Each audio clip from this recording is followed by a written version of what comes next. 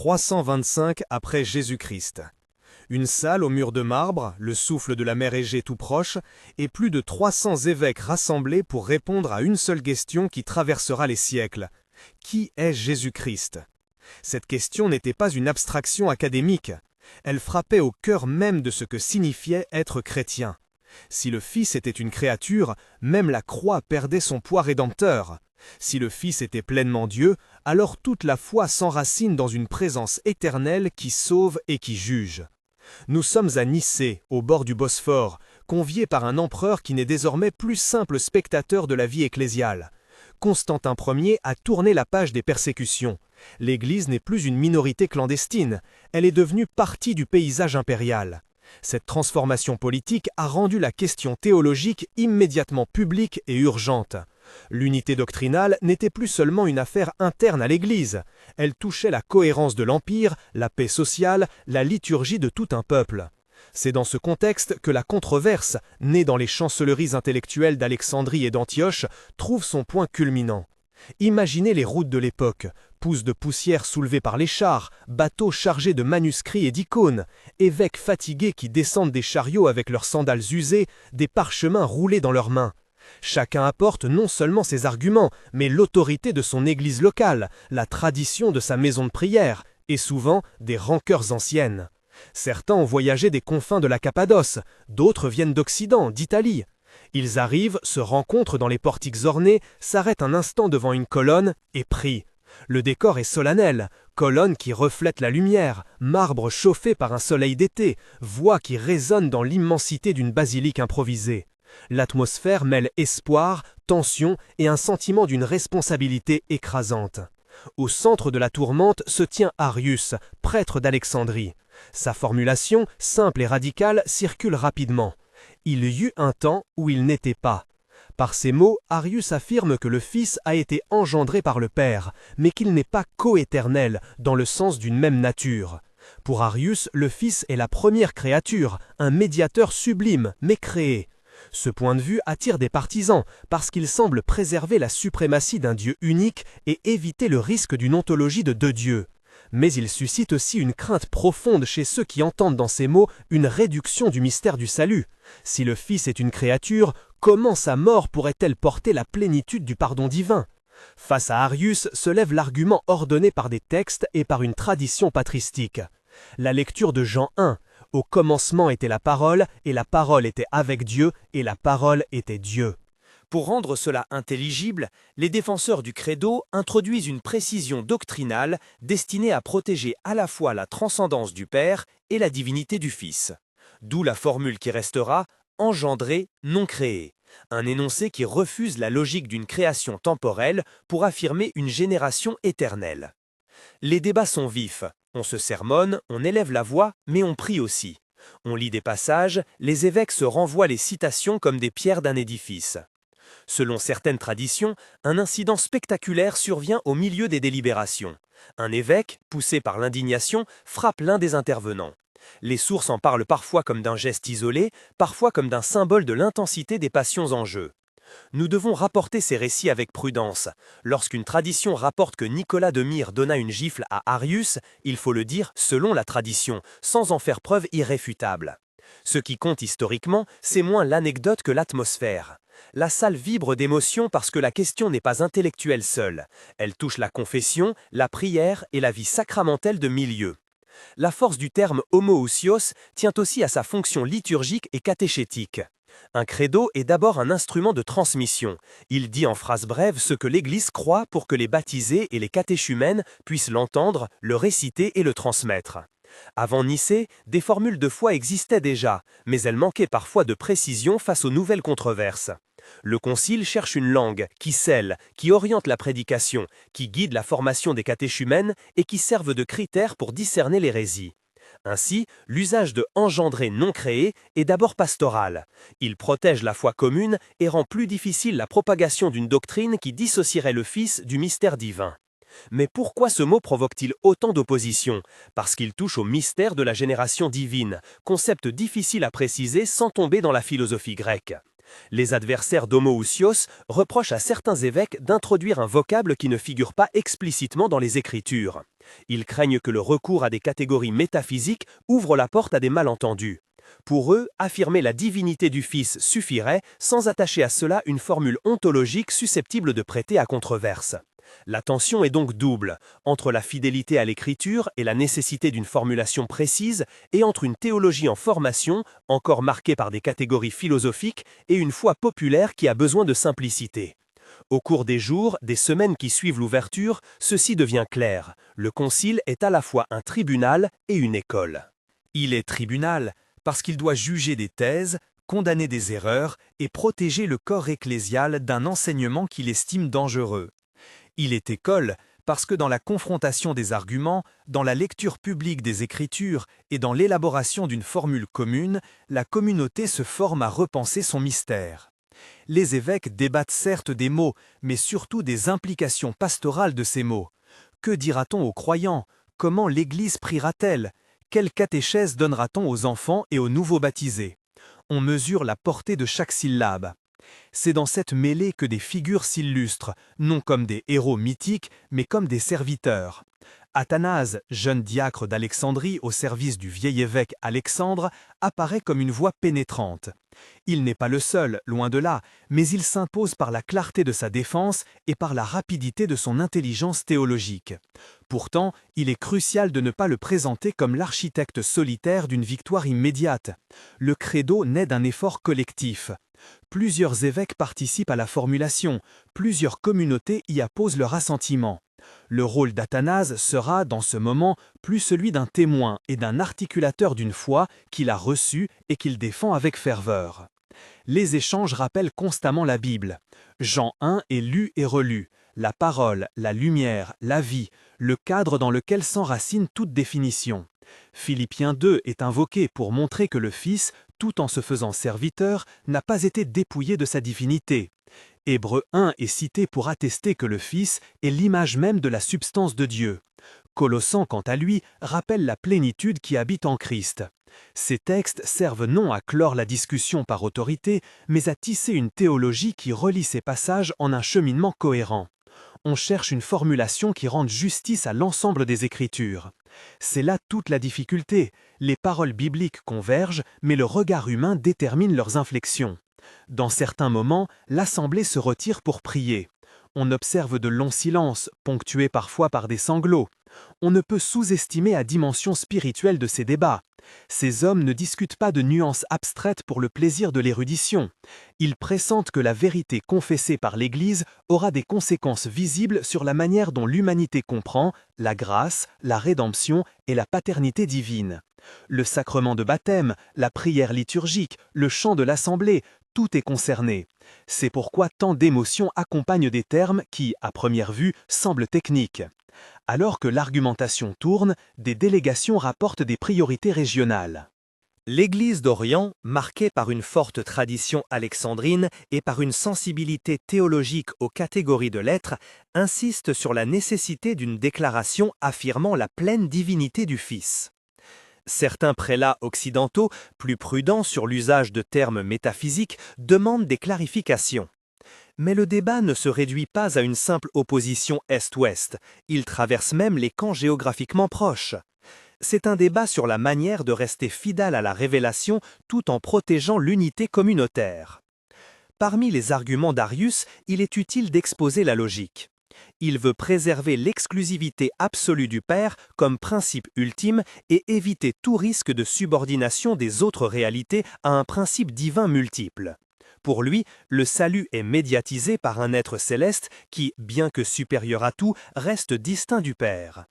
Il craint que l'assimilation rapide de la divinité au Fils n'implique une confusion des personnes et une dilution de l'unité divine. Ces formulations trouvent une écoute, car elles posent des questions réelles. Comment parler du Dieu unique sans effacer la relation personnelle au Père? La réponse orthodoxe ne nie pas ces inquiétudes, elle cherche à les régler en précisant la relation entre Père et Fils.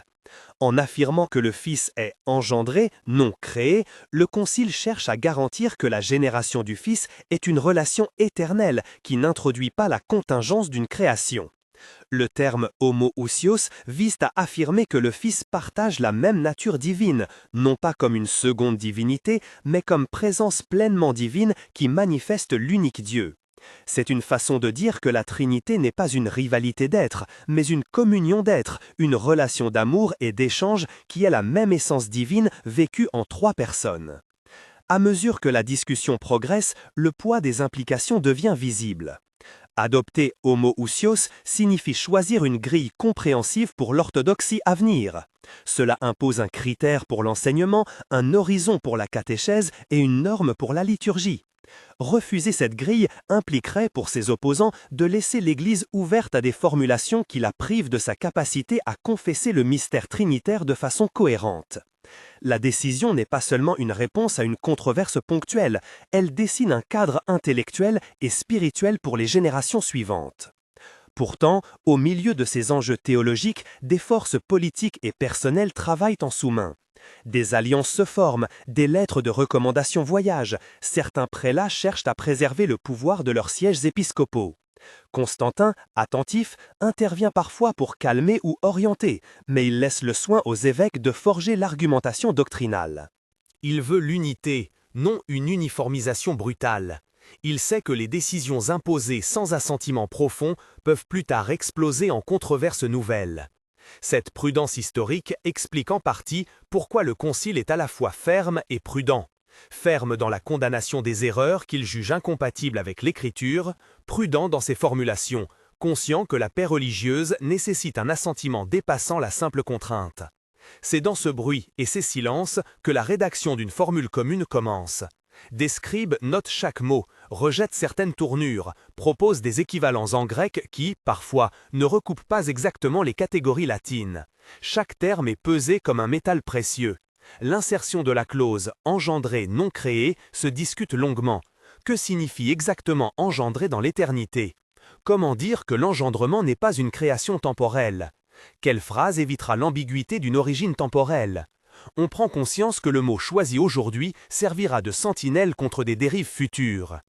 À la veille d'une décision décisive, alors que les débats atteignent leur paroxysme, l'Assemblée se prépare à un vote ou à un assentiment collectif qui scellera la ligne doctrinale. Les visages sont marqués par la fatigue, par la certitude de devoir choisir pour des générations. Certains, encore, hésitent. La tradition scripturaire leur paraît suffisante et ils redoutent l'introduction d'un mot chargé de concepts philosophiques. D'autres, convaincus que l'histoire doctrinale est à la croisée des chemins, pressentent que l'adoption d'une formulation claire est nécessaire pour que la foi chrétienne puisse traverser les siècles sans se défaire. C'est à ce moment précis, lorsque les parchemins font appel sec des discussions, lorsque la salle se retient de respirer, que la narration se fait plus dense, que la tension monte et que le destin d'une parole commune semble suspendu à la plume d'un rédacteur. Les évêques attendent, certains murmurent, d'autres prient, et la mer derrière les colonnes continue son va-et-vient, indifférente aux débats humains, comme si la nature elle-même retenait son souffle. La question qui se pose à l'Assemblée n'est plus seulement théologique, elle est existentielle.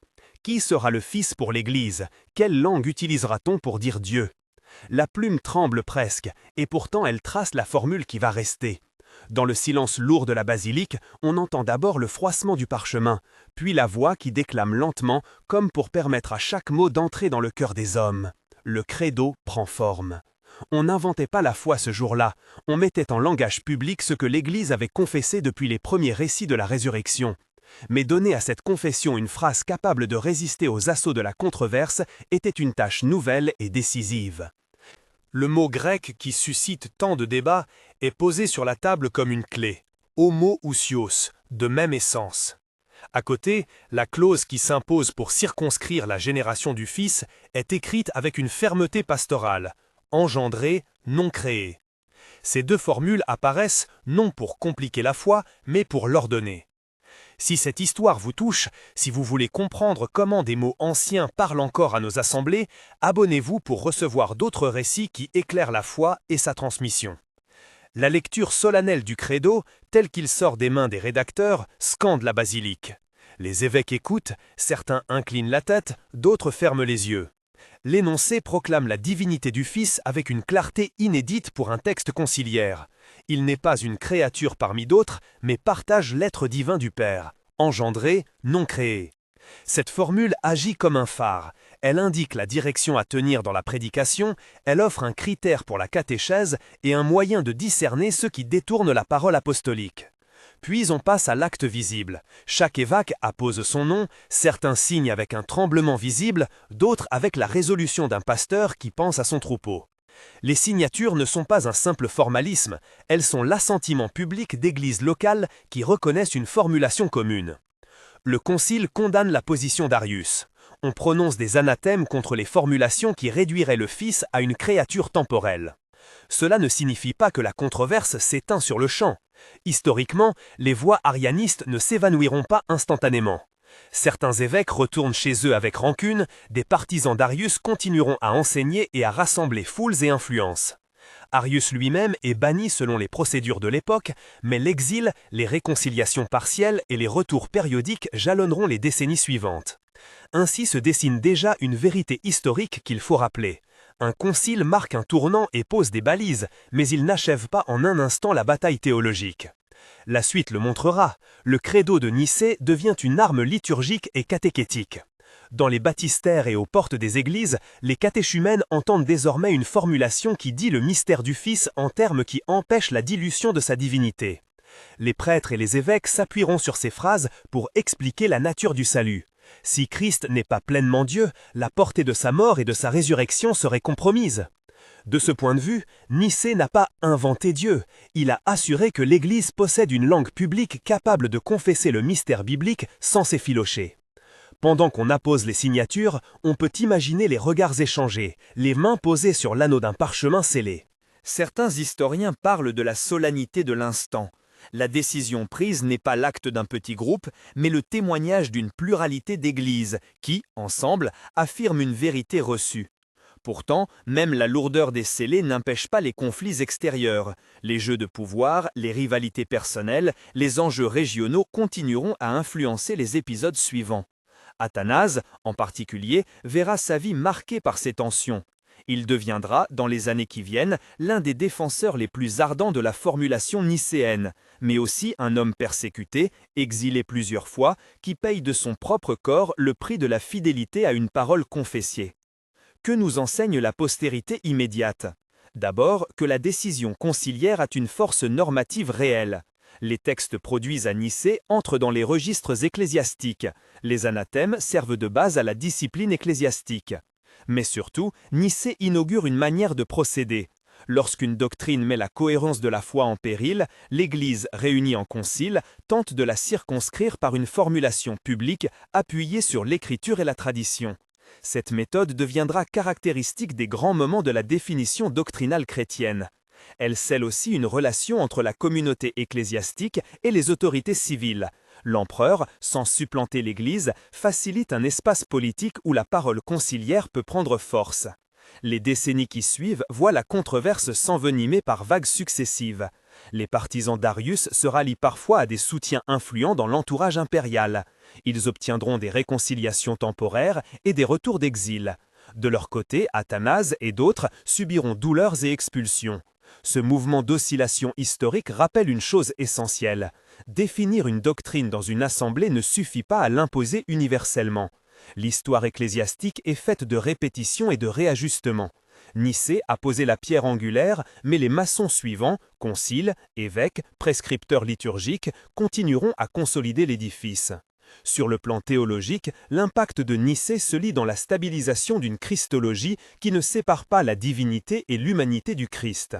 Affirmer que le Fils est de même essence que le Père et qu'il est engendré, non créé, a des conséquences concrètes. Cela permet de dire que la personne du Fils assume la condition humaine sans renoncer à la divinité, que ses actes de rachat ont une portée cosmique, que la prière adressée au Fils n'est pas idolâtrie mais adoration légitime. Ces implications irriguent la prédication, la théologie des sacrements, la spiritualité. Les pères post-nicéens écrivent des traités, commentent les Écritures à la lumière de cette formule et enseignent aux catéchètes comment expliquer le mystère aux fidèles. Sur le plan liturgique, le credo devient un texte récité. Dans l'Eucharistie, dans le baptême, dans la confession publique, ces phrases sont dites comme une mère dit le nom de son enfant, avec familiarité et gravité à la fois. Au fil des siècles, la récitation du credo structure l'assemblée. Elle fournit une mémoire commune. Même lorsque des différences de formulation apparaissent entre Orient et Occident, l'ossature nicéenne demeure. Plus tard, au Concile de Constantinople en 381, la formulation sera développée pour clarifier la divinité du Saint-Esprit et pour élargir la confession trinitaire. Mais il est important de souligner que Constantinople n'annule pas Nicée. Il poursuit et explicite ce que Nicée allait commencer. Ensemble, ces conciles forment ce que nous appelons la foi des conciles œcuméniques, une trame qui va guider la théologie chrétienne classique. Nicée a aussi façonné la catéchèse. Les catéchumènes apprennent non seulement des récits, mais des définitions. Ces phrases simples deviennent des instruments pédagogiques. Elles aident l'enseignant à montrer où passe la ligne entre la foi reçue et les interprétations erronées. Au fil du temps, les écoles catéchétiques et théologiques prendront ces formulations comme point d'appui pour bâtir des curriculums. Ainsi, Nicée fonctionne comme un filtre. Tous ceux qui veulent enseigner dans la communauté doivent tenir compte de ces mots et répondre à la façon dont ils ordonnent la lecture des Écritures. Mais le legs de Nicée n'est pas seulement interne à l'Église, il a une dimension œcuménique à laquelle nos contemporains peuvent s'identifier. Le credo de Nicée-Constantinople, malgré des différences d'expression entre traditions, reste aujourd'hui un texte que partagent, sous des formes proches, catholiques, orthodoxes et de nombreuses églises protestantes. Quand des croyants du XXIe siècle se rassemblent et récitent ensemble le credo, ils participent d'une mémoire commune qui les relie à cette assemblée du IVe siècle. Cela donne une assise pour le dialogue entre confessions. Il existe un terrain doctrinal partagé, un langage qui permet la conversation sur qui est le Christ. Pourtant, il serait naïf de peindre un tableau sans ombre. La fixation doctrinale peut parfois produire des effets inattendus. L'usage d'un vocabulaire philosophique pour dire un mystère biblique a éloigné certains fidèles qui trouvaient ces catégories difficiles. À cela, l'Église a répondu de diverses manières, par la catéchèse, par les images, par les homélies qui traduisent la densité théologique en expérience spirituelle. Nicée nous rappelle que la vérité doit être défendue avec rigueur, mais aussi annoncée avec douceur. La foi, qui est formulée pour combattre l'erreur, doit être rendue accessible au cœur simple. C'est un défi encore aujourd'hui. Comment proclamer l'homoousios sans perdre les auditeurs dans des spéculations abstraites? Sur le plan ecclésiologique, Nicée a confirmé que les conciles ont un rôle central dans la définition publique de la doctrine. Cela a des implications pratiques. Les églises reconnaissent aujourd'hui que certaines décisions doctrinales importantes se traitent en assemblée, avec la participation de plusieurs églises locales. Cette manière de procéder demande humilité et patience, car la vérité se construit parfois dans la durée, à travers des débats, des réconciliations et des amendements. L'exemple de Nicée montre aussi la responsabilité des pasteurs. Ils ne tranchent pas pour leur propre gloire, mais pour la sauvegarde du trésor apostolique. Dans nos débats contemporains, la leçon de Nicée demeure d'actualité. Nous vivons des moments où des conceptions du Christ, explicites ou implicites, circulent et effectuent des glissements doctrinaux subtils.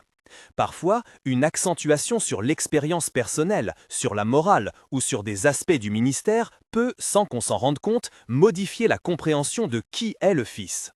Nicée nous met en garde. L'identité du Christ n'est pas une question optionnelle, elle est structurelle. Une christologie appauvrie ne peut que restreindre la portée du message évangélique. Ainsi, la fidélité doctrinale n'est pas un exercice d'érudition stérile, elle est au contraire une manière de préserver la puissance du salut annoncé. Autrement dit, Nicée a façonné la foi chrétienne jusqu'à aujourd'hui parce qu'il a offert une langue commune, a protégé la centralité du Christ et a fourni à l'Église des critères pour discerner l'orthodoxie. Cette influence se manifeste en liturgie, en catéchèse, en réflexion théologique et même en relations interconfessionnelles. Mais si l'impact est profond, il n'est pas totalisant. La réception du concile a été longue, parfois douloureuse et marquée par des luttes humaines. Nous héritons donc d'une foi façonnée par des conciles, mais aussi par la persévérance de pasteurs, par les controverses qui ont poli la formulation et par les communautés qui ont récité ce credo durant des siècles. Pour rendre cela concret aujourd'hui, observons quelques applications tangibles. Premièrement, dans la prédication. Quand un ministre explique la signification de la résurrection et de la divinité du Christ, il s'appuie involontairement sur des catégories cristallisées à Nicée. Deuxièmement, dans la formation chrétienne. Les programmes de catéchèse qui enseignent la prière, les sacrements et la confession s'appuient sur une logique trinitaire qui vient de cette définition. Troisièmement, dans le dialogue œcuménique. Les discussions théologiques contemporaines trouvent dans Nicée un point de référence pour évaluer les convergences et les divergences. Mais si l'impact est profond, il n'est pas totalisant. La réception du concile a été longue, parfois douloureuse et marquée par des luttes humaines. Nous héritons donc d'une foi façonnée par des conciles, mais aussi par la persévérance de pasteurs, par les controverses qui ont poli la formulation et par les communautés qui ont récité ce credo durant des siècles. Pour rendre cela concret aujourd'hui, observons quelques applications tangibles. Premièrement, dans la prédication. Quand un ministre explique la signification de la résurrection et de la divinité du Christ, il s'appuie involontairement sur des catégories cristallisées à Nicée. Deuxièmement, dans la formation chrétienne. Les programmes de catéchèse qui enseignent la prière, les sacrements et la confession s'appuient sur une logique trinitaire qui vient de cette définition. Troisièmement, dans le dialogue œcuménique. Les discussions théologiques contemporaines trouvent dans Nicée un point de référence pour évaluer les convergences et les divergences. On pourrait ajouter des exemples concrets. Une paroisse qui récite le credo chaque dimanche crée une mémoire liturgique partagée. Un conseil d'église locale qui discute d'une déclaration commune sur la personne du Christ s'appuie implicitement sur la grille nicéenne. Enfin, des conférences théologiques qui débattent de la nature du salut se réfèrent à Jean 1 et à l'homoousios pour articuler leur position. Il est juste aussi de signaler les usages critiques dont Nicée a été l'objet. Certains mouvements au long de l'histoire ont reproché à l'Église d'avoir trop intellectualisé la foi ou d'avoir transformé des mystères en définitions. Ces critiques invitent à une vigilance saine. La théologie doit rester au service de la prière, et non l'inverse. Les formulations conciliaires sont des outils, non des idoles. Elles servent la louange, l'adoration et la mission. Respecter Nicée, ce n'est pas adorer un mot, c'est reconnaître qu'il nous aide à confesser celui qui est au centre de notre vie. Revenons un instant aux hommes qui ont vécu cela. Athanase, après avoir pris part à Nicée, passera des années à défendre la foi qu'il a entendue et signée. Il subira plusieurs exils, mais il restera un témoin inlassable. Sa vie illustre la contrainte historique. La fidélité peut coûter cher. Arius, de son côté, n'est pas présenté ici comme un démon à abattre, mais comme un interlocuteur dont les questions ont forcé l'Église à préciser sa pensée. Comprendre Arius et sa logique nous aide à comprendre pourquoi homoousios a dû être affirmé avec autant de force. L'histoire nous rappelle la fragilité humaine des décisions et la nécessité de la patience dans la transmission de la foi. Un autre héritage, souvent négligé, est le rôle pédagogique des conciles. Ils montrent aux communautés comment articuler la foi de manière publique, comment l'exposer, comment la défendre. Dans un monde où l'information circule vite et où des interprétations diverses se propagent, la capacité à dire clairement ce que l'on croit reste essentielle. Nicée a insisté sur l'importance d'une confession publique, répétée et assortie d'une mémoire commune. Cela a stabilisé la transmission de la foi à travers les âges. Nous touchons ici à une dernière dimension, la dimension missionnaire. Le credo, proclamé dans une basilique à Nicée, deviendra un outil de transmission des générations et des cultures. Il passera de langue en langue, de rite en s'adaptant sans trahir son noyau. Lorsque des missionnaires embrasseront des peuples lointains, ils emporteront ce noyau doctrinal qui aidera à formuler la foi dans de nouveaux contextes.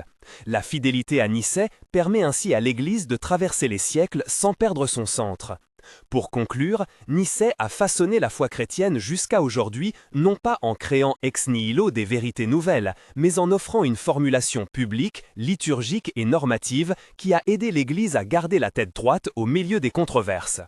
Le mot homoousios et la clause engendré, non créé ont été des sentinelles contre les dérives qui auraient pu effriter la confession du Christ. Le Concile a consolidé une méthode: l'appel à l'écriture, la formulation conciliaire, la mise en pratique liturgique et la transmission catéchétique. Tout cela a permis à la foi de demeurer reconnaissable et proclamable. Aujourd'hui, la même urgence nous habite. La foi a besoin de paroles claires, d'une mémoire partagée et d'une charité qui explique sans trahir. Nous sommes les héritiers de ces évêques qui, sous le soleil de Nicée, ont pesé chaque mot. Leur travail nous engage. Connaître le credo, le méditer, l'expliquer à nos enfants et le réciter ensemble, non par habitude mais par conviction. Relire Jean 1, Philippiens 2, Hébreux 1 et Colossiens avec la grille nicéenne ne ferme pas l'esprit. Cela ouvre la Bible à une lecture qui retrouve le fil rouge du salut. Si cette plongée dans Nicée vous a éclairé, partagez cette vidéo avec quelqu'un qui cherche à comprendre pourquoi ces mots anciens comptent encore. Lisez le credo, méditez-le lentement et si vous le souhaitez, rejoignez une lecture guidée ou un cours pour approfondir. Que notre époque, comme celle du IVe siècle, garde le courage de poser des mots clairs sur le mystère du Christ et la douceur de les proclamer en acte d'adoration.